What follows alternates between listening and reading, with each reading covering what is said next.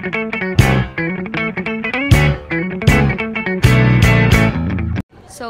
guys, welcome to our podcast.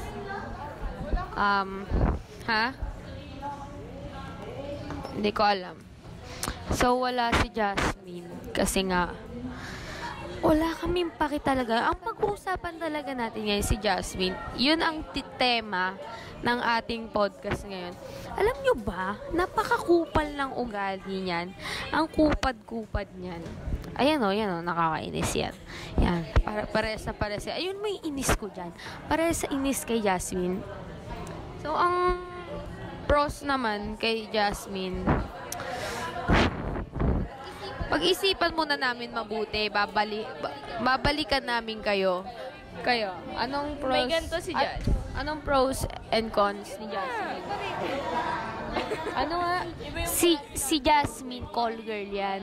Ano yan? Tawag doon? Pinipick up siya.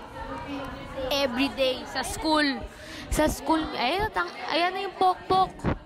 Yun na yung pokpok namin kaibigan. Ayan, tapos ayun, putang ina. Call girl yan, boy. Tiga mo. Ano na yan, tawag doon? Every day, every uwian namin, may sumusundo dyan. Pinipick up siya. Tapos, after ng mga 30 minutes, ganun, ida-drop off siya sa bahay ng, ano yun?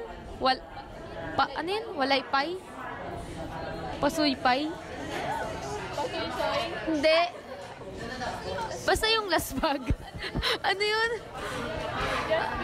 Ano yung... Oh, tiga mo yung ugali. Sabi sa inyo eh. Para pantay tayo dito.